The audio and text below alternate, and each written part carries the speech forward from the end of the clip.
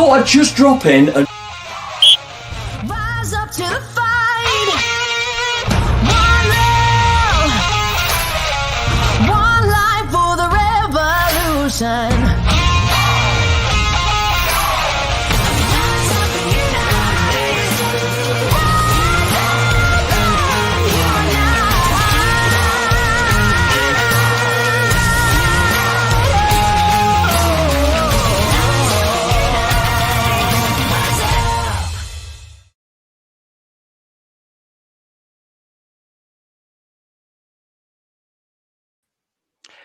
There's more to an athlete's makeup than just natural talent, ability, generally good in their sport.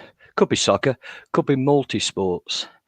But they have to work at many things, both on and off the field.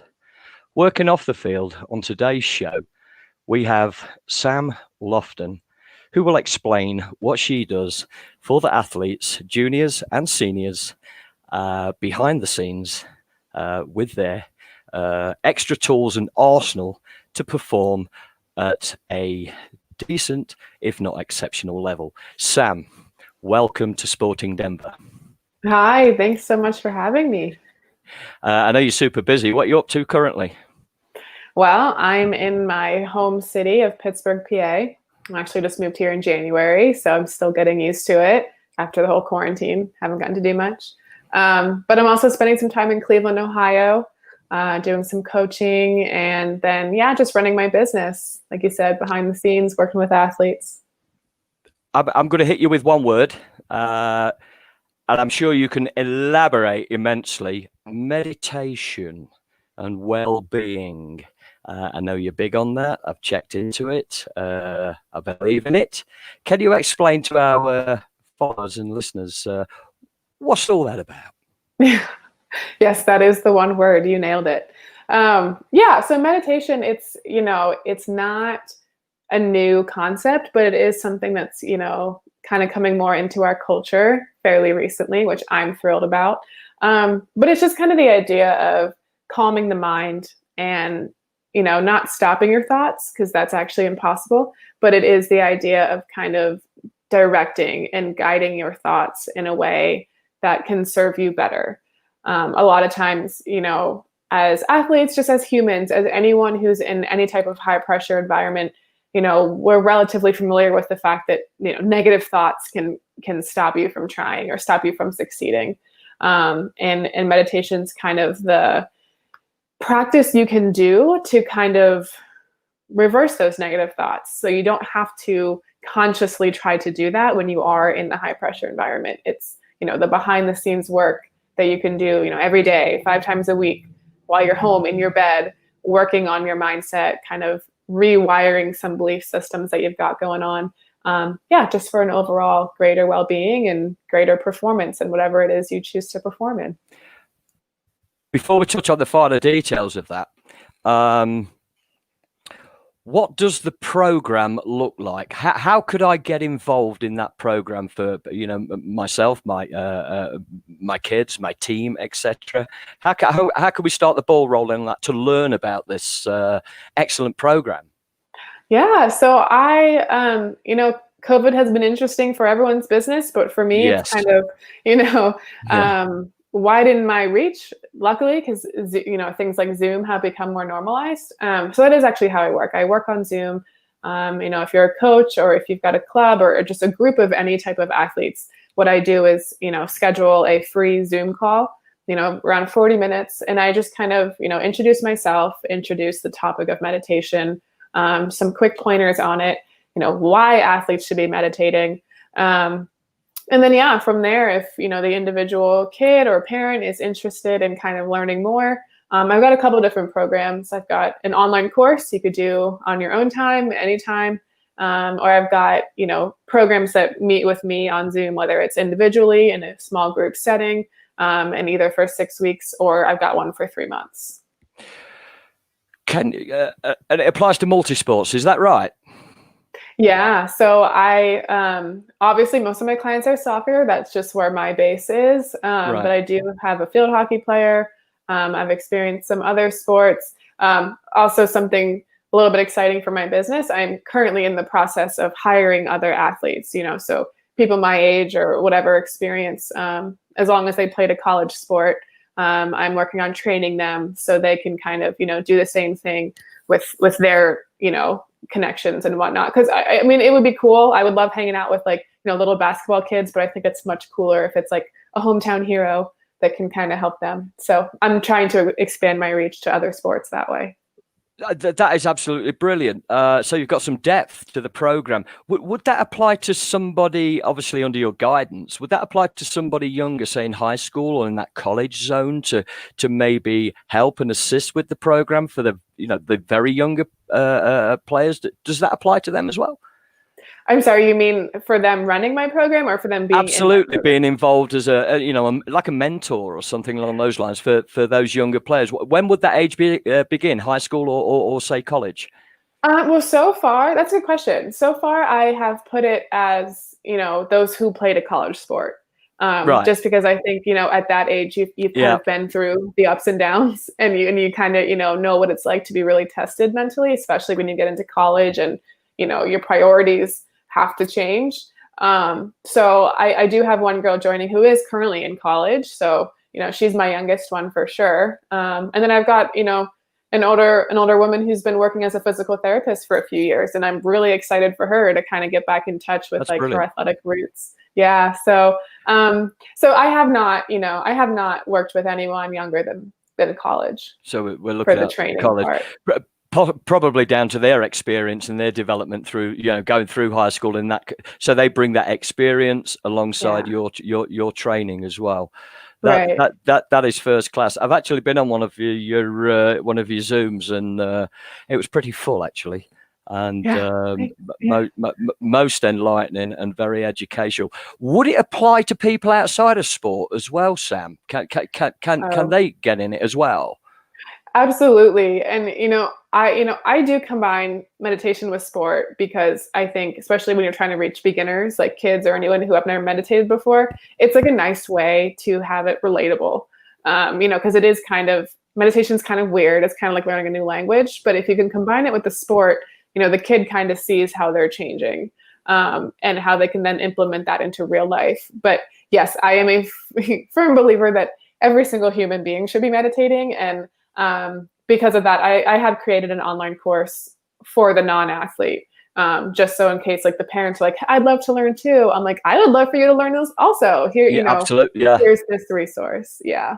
I know a few kids in Colorado that are going to get involved with it as well. And me being Richie, I want to know. So I know it works. So I'm going to. I apologize, but I'm going to get involved in it. I do. Oh, I would love that. No rush. So, let's say you've got your group. What do the first stages look like, and the process of that, and maybe the duration of one of those classes, courses, are part of the program, Sam? Yeah. So the online course is about 6 weeks. Okay. But it's self-paced, so you could go slower, you could go faster. I still take meditation courses all the time, and I do them at my own pace. It is no pressure. In terms of the Zoom meetings, if it is the 6-week program, we meet once a week on Zoom for about 40 minutes. We just talk about different concepts. The concepts themselves aren't anything super like earth-shattering.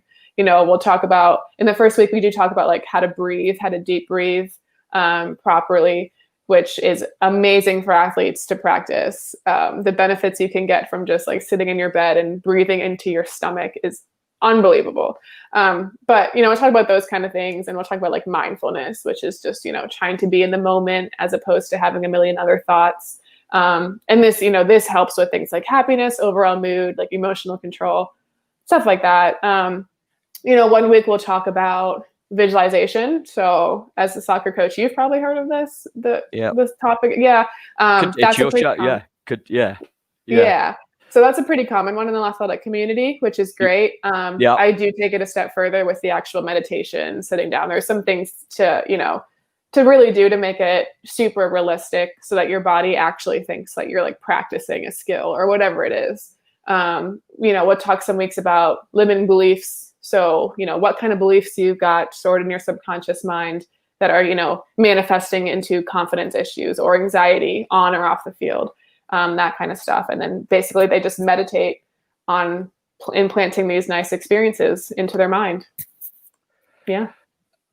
We've said phrases as human beings for years, decades, millions of years, in fact. Take a breather. We've used that, what does it mean, and you're actually delving into that. And we've done things like that through time immemorial and not really got into that depth. So with the breathing, that is, we're just going back to basics, but more in depth, Sam. Would you agree with that? We're bypassing it, aren't we? Instead of we do, and right? sometimes I think we even get a little frustrated when we're feeling stress or we're feeling emotions, and someone's like, take a breath, and we're like, we get frustrated. We're like, it's not that simple, but it actually really is. Yeah, it genuinely is. Like if you and I talk through this with the kids in my program, but there's actually a nerve that runs up along your spine straight to your brain, and if you deep breathe, like more so into your belly, it's called the vagus nerve, and it presses on this nerve, and it can pretty instantly switch you from the sympathetic nervous system, which is the fight or flight. I'm sure you've heard of this. No, keep going. No, this is brilliant. Well, the fight or flight is when you're stressed and you have to react to something quickly, and this is evolutionary purposes was to help you escape some type of danger.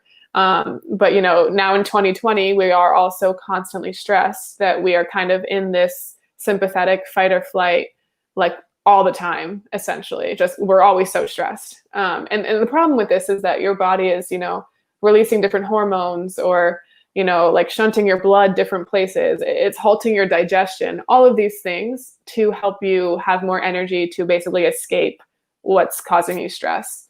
And prolonged, being in the sympathetic nervous system for a prolonged time can lead to like disease and all these actually stress is a silent killer. Like I think we're all agreeing, getting to agree on that. But this is kind of why it literally changes your bodily functions.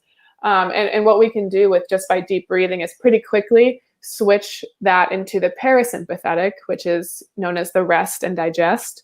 So we start releasing hormones that allow us to relax and, just basically calm down and tell our body that, we are safe and it's okay.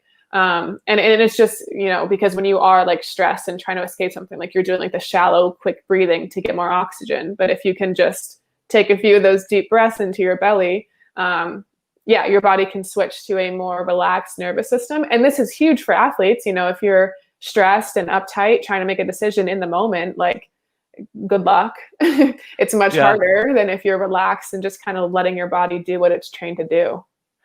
And the program delves into all these mechanics. So let's say I've come off 20 minutes into the first half playing a sport, whatever that sport may be. I've sucked. And I'm on the bench. The coach has not said anything to me. We won't go down the coach's scenario. But I could actually utilize that while I'm on the bench, collecting my thoughts and prepping myself for getting back out there on the field. Could it be used in those moments as well? Just little pockets of not just the game, but in your life as well. Just taking a breather, taking a moment.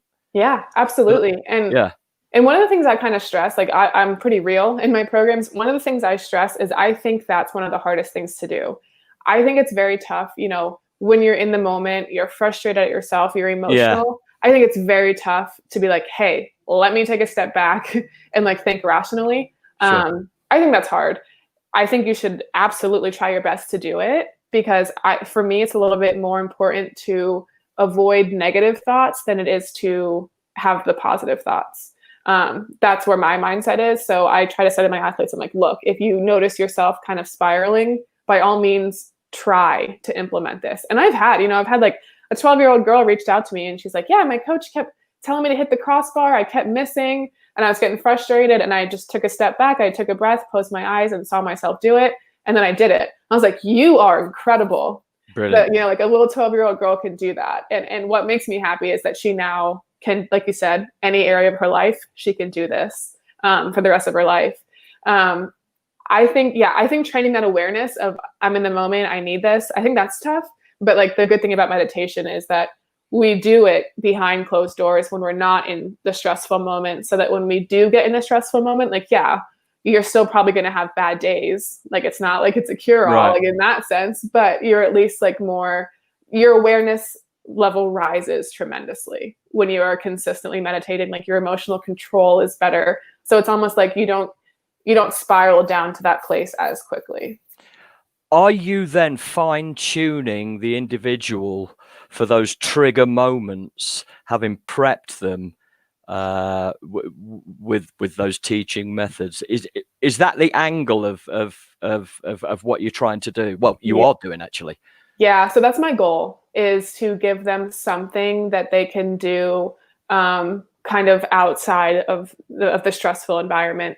Right. It's basically like practicing your foot skills before you actually get into a game, because you can't like call up these foot skills that you don't have in a game if you've never practiced them. So for me, yeah, meditation is a fantastic way. Instead of, hearing the traditional, oh, think positively, don't let it get you down. It's actually that thing that will help you reverse some of these like beliefs that you got going on that cause you to have those negative thoughts. So if you can kind of attack the root, that's exactly what I'm trying to do, is kind of trying to fine tune them outside of the stressful situation, so that when they are in that situation, it takes, much, much longer for them to get to that negative place, essentially. Fantastic. Don't fear it. Don't chase it. Find it and run with it. Right? Yeah.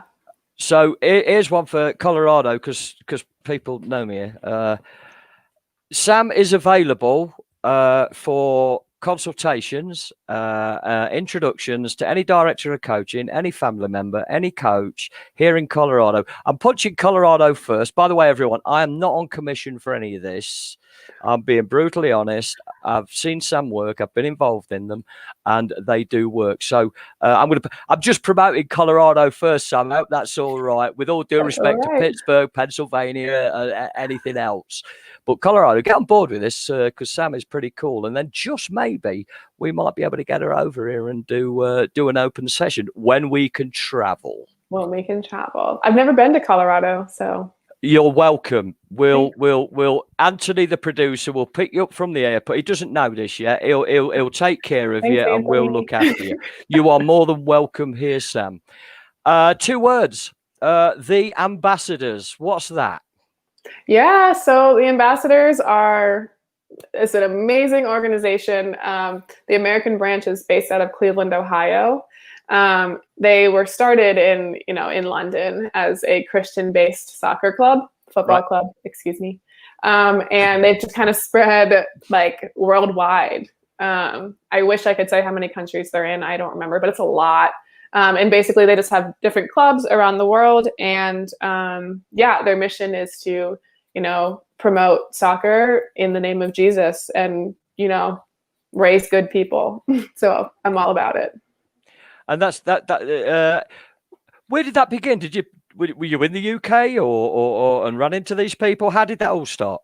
Yeah, so I was playing in Iceland, and one of my friends who I have known from the States before, she played at Penn State and then went to Iceland. She had been involved with the Ambassadors, and they were taking a trip to Rwanda at the end of 2018, and they just needed more players. So the guy who runs the Cleveland branch is amazing. His name is Caleb, and he just kind of puts teams together of, current pros, retired pros, like really high level players and people, and takes them to different countries. And, we run clinics and play games against like the highest level team in the country.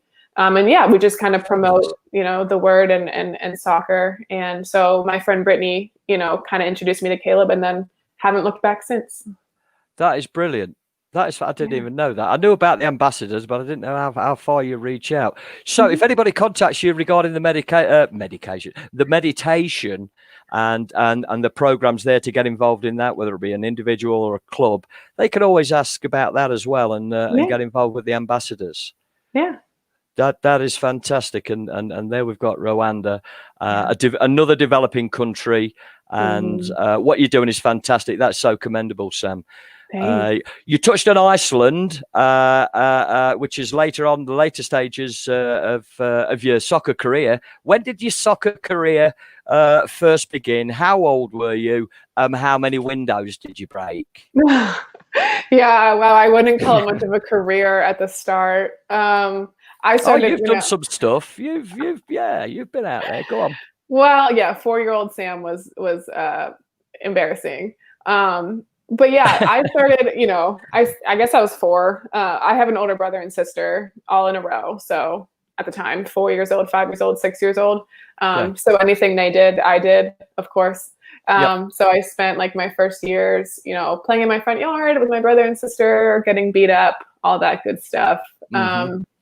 Yeah, and I played with them, and I actually of course I wasn't good. Nobody's good when you're young, but I always hear the story of my first goal. So I guess I was 4 and the older kids were 5 because you kind of combined. And I was like a 4-year-old who didn't do anything. And one of my teammates, his name is Greg, he took my hand and dribbled through the whole team and put me in front of the goal and said, "Shoot it." And I scored. And I think that was my first goal and probably the only contribution I made the entire season. So I probably should find him and thank him, but I haven't done that yet. Well, I'm going to give Greg a wave. There we go, for what it's worth. But thank you for doing that. Hey, just that one act of saying, "Hey, come here, take my hand. Let's go and score a goal." How do you feel now about that? What did that influence you in terms of just somebody being really cool with you at those young ages for that? It's like giving somebody an ice cream, right? Yeah, I'm sure. Yeah, I'm sure it did. I remember looking up to my brother and sister more than anything. And that's, probably the reason I got good. But, that small act of kindness and including me in something that to date I was just not good at, it's huge. And, I always try to keep in mind, even though that was only 1 year and we were very young, always try to keep in mind how much of an influence older kids have on younger kids. And that was probably potentially the start of how much I like mentoring younger people. Yeah, it all rolls into one. It's one big rotating wheel. And you've gone through high school, and we've zipped into college and then on to pro. So that sort of college and pro, what did that look like, Sam? Oh, ups and downs for sure. Right. Actually, starting in high school, I got really sick, and I kind of remained sick from my junior, senior year of high school through my sophomore year of college. And I got, kind of with that, I kept getting injured.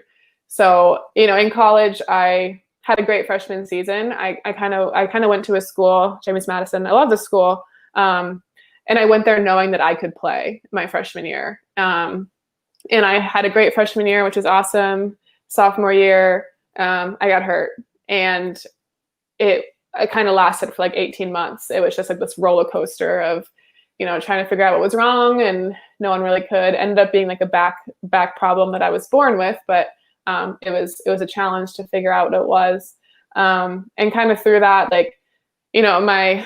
when I was sick, it was kind of a thyroid hormonal problem, but again, we just weren't sure what it was. So I was missing a lot of training time. There were probably 2 years where I only played in games. I didn't really practice. So the emotional toll that took was extreme. Because at the time, I remember I think my sophomore year, the women's professional league folded.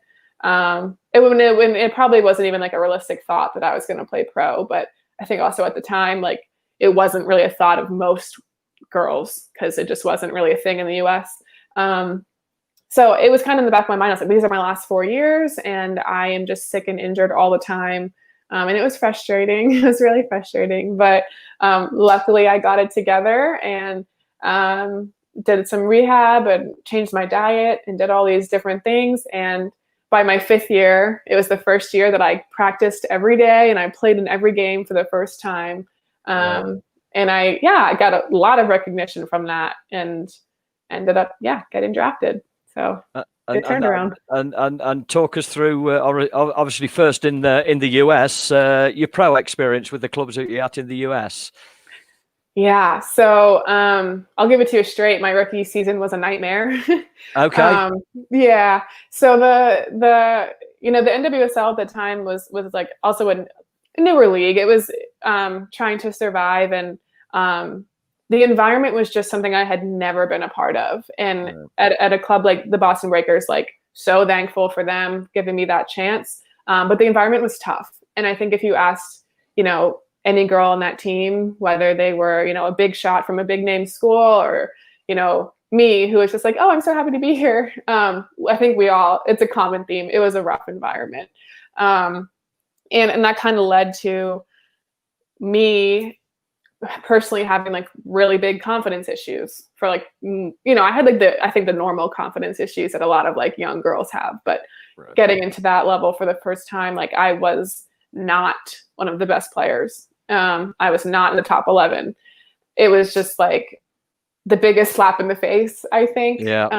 And I didn't perform well. I didn't perform like myself and really until like the end of the season. And it was so frustrating. I didn't know how to get out of it. It was just, it was tough. And, for the first time, soccer was my job. It was just different. But I found meditation after that season. Yes. Yeah. Yep. And through the US system, you went and played. I want to go Sweden first. Am I correct on that one? And you're correct. Yeah. Give us a brief explanation of the Swedish part of it. Yeah. So real quick before that, I got to play a year with the Portland Thorns. So I do want to add in some positivity. That was the most amazing experience. They are doing a fantastic job for women's soccer. So cheers, Portland. Yes, they are. Yeah. But yeah, so after the Olympics ended, 2016, I went to Sweden. Yeah. And Sweden was great. Like I had no idea what to expect. Like, first time overseas. I had heard great things about, the Swedish culture, like surrounding women's soccer. But I just showed up, flew right from Portland to Stockholm, and it was, it was great because my team in Sweden had, the culture of having Americans. They were very used to having like at least 2 or 3 Americans on their team at all times. So these girls were fantastic. They were always like, making sure I knew what was going on. They really valued their American players and made them feel like they were at home. I will say learning their style of play was interesting. They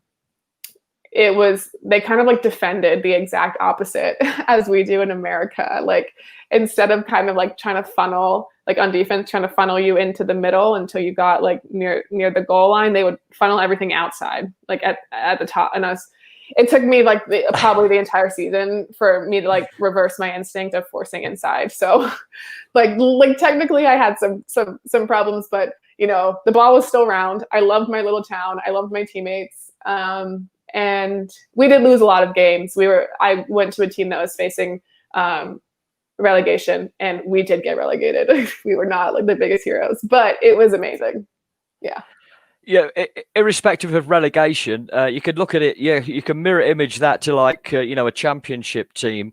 I think you still get that bonding, even though it's not a great outcome. It's relegation, but were the bonds and the friendships there still as a group and as a team? I pretty much found that as well.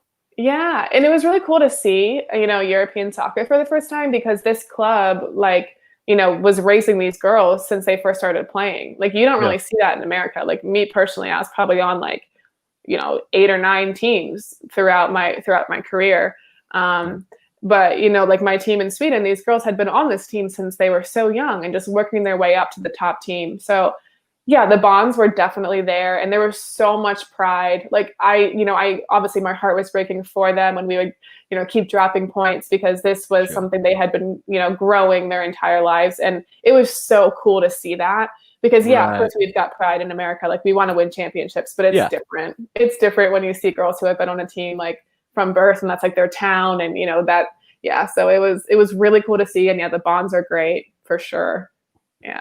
Another beautiful country, Iceland. Yeah. Tell us about Iceland. Iceland. Oh my gosh. Iceland has my heart. I've been to, I think, like 29 countries at this point. And if anyone asks, Iceland's number one. But yeah, so I went, what was it, 2017, I guess. I went on trial. You know, my agent reached out. He's like, hey, like this team was in Champions League last year. They need a left back. Do you want to go on trial? I had never like gone on trial to another country. I'm like, what does that even mean? So I had to like pack my bags as if I was staying for the year, but like maybe I'd be going home in a week. So I was like, okay. So I went and like, you know, had all the jet lag, all that stuff, and just had to try out for this team. That was, you know, that was another tough experience because I was the only person not from Iceland. And my club is like the most historically like glorified club in Iceland, and they do not take foreigners. Like I think I was the second one in like the last decade.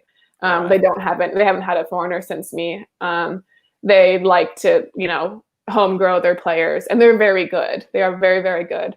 But it was hard because they didn't have that culture of having, you know, a foreigner. So my coach would say things and like no one would translate. Like I had to bring it up a few times. I'm like, this isn't, you know, this is tough. But like I would be sitting in like the locker room before a game and kind of hear the pregame speech, and I would hear like, Sam, you take corner kicks, and then the rest was Icelandic. And I was just like, oh, okay, this, like, it's good. No, it's just like, I basically know like 10% of what I need to know because this is a team sport. So it was really tough, but my team was so talented and they were very, very nice people. They would just forget to translate, which I don't blame them because if it's not a habit, it's not a habit. But it was great. And my first year we were, you know, like, I think 1 or 2 points off of a championship. The next year we won the championship and we won the Open Cup. So I got to end on a fantastic note of just winning games and being surrounded. Yeah, that's the Open Cup. Can I say that? The sponsor was a milk brand, so we celebrated with milk. It was disgusting. Yes. Yeah. So, irrespective, then, Sam, of all the I'm not going to say negatives, all the different things that you had to deal with in Iceland. Regardless of all that, it's your number one, right? Yeah. Oh my gosh, I speak so highly of Iceland. Like, I mean, I went back for a second year. My team was so talented. I think at one point it was like the Icelandic national team and then like me at left back was like my group. Yeah. And like maybe like a 16-year-old thrown in there who will be on the national team next year. Like that's just the club. They just like put people on the national team. And I was just like, I was obviously honored to be a part of that. And yeah, and I definitely had to use my mental training to stick with it and be able to perform in an environment where you feel a little lost. But it was an amazing challenge. And yeah, I love that country and that team. It is a very, very beautiful country, and they are fantastic, unique people. They really are. For sure. I'm going to hit you with quick fire 5 questions, Sam. So I've got to get this here because I can't see it. So here we go. What team do you support? What team do you support? Oh, I watch women's soccer. I'm still Portland Thorns. Yeah. Big shout out. Oh, here's another one for Portland Thorns, by the way. Hire Sam for your meditation expert and your coaching on and off the field. Portland Thorns, give Sam a call. We've got all the details, not a problem. Thanks, Colorado, get him first, okay? Because Portland are right behind you now. Okay, let's move on this. Who's your favourite player growing up? Iniesta. Oh, he's not bad. Not bad. No, I was a center midfielder until college, and he just was incredible. That's not a bad choice. Yeah. I was going to do a 3. I know you've been to a load of countries. Of all of them, and I've got obviously Rwanda, which we've gone into. We've got Sweden and Iceland. Pick a dish from one of them that you would recommend. Oh my gosh. Ooh. I always hit people. Go on. Probably like anything Mediterranean. So I love Mediterranean food. Like I've been to Greece, Lebanon, southern France. All of these places have just like the most amazing food. Mediterranean. I get it. I get it. I like the Greek stuff. Yeah. So I do get it. Great choice. What boots do you wear, or what boots did you wear when you were playing? What are they? My last boots were a gift. They're Nike. Oh my gosh, they're Nike. The ones that kind of come up your ankle. They're very cool. I got this friend. He played in China. He's a Nike athlete. He got them like engraved with my last name and the American flag. Ah, cool. I was like, I don't know if I'm good enough to wear this, but thank you. They're beautiful. So they are Nike Loftons, right? Yes, that's what they are. Okay. Yes. Okay. On the whole planet, through its existence, and with what you're doing off the field, a perfect or your role model, an idol, somebody that you would look up to, you'd recommend this person, and I like that person because of ultimate role model. Yeah, so this is always an interesting question for me because I I think kind of in my work and my love for meditation, I have completely almost stopped idolizing people, which I think is good and bad. That's fine. But yeah, when people ask me like, who's your idol? I'm just like, I would like to be like my mom, which is such a cliche answer, but like she is a boss. But other than that, like, I mean, like I said, the Dalai Lama, because right. How could you be more perfect, to be completely honest? But Sure. it's so interesting. Like I definitely used to idolize people. And all of the work I've done, I'm basically like that's just not really a part of my life anymore, which is interesting. We'll talk about that another time. I find that fascinating. We haven't got a few days to talk about that. Yeah. That's that. I'll catch up with you on that one. Okay, on one of our little meditation sessions. I'm going to say my normal hat trick of thank you. Brilliant, enlightening. Once again, Colorado and the rest of the planet. Sam Lofton, you've got the details. Get onto it. Absolutely brilliant. Portland Thorns, Colorado's in front of you. Get on. Look up an old player for us, please. Please do it. Thank you. Sam, Rockstar, thank you for sharing some time with us. Before you go, next week at the same time, same place, same tune, same fossil face, we will have Luke Chadwick on the show, who is definitely in it for the kids with the football fun factory. Former Premier League winner, involved in the FA Cup and play with some top guns. Why is he coaching young kids? That's his desire and he loves it. We'll find out next week. Sam, thank you. That's a double hat trick. I'm going to leave the show. Would you leave our followers and listeners with a message out there? Thanks, Sam. Yeah, thank you. Yeah, thanks everyone so much for tuning in. If you heard anything you liked today, don't hesitate to reach out. Love to chat. One tip of advice that I do like to give people is truly find your passion. I think life gets hard, sports get hard, and it might sound cliche, but passion is the thing that's going to get you through it. Sometimes I've got parents who ask me, what do I got to do to make my kid good? I'm like, wait, where's their passion at? It's the fuel of life. So find your passion and then show up as yourself as often as possible. But thanks so much, guys.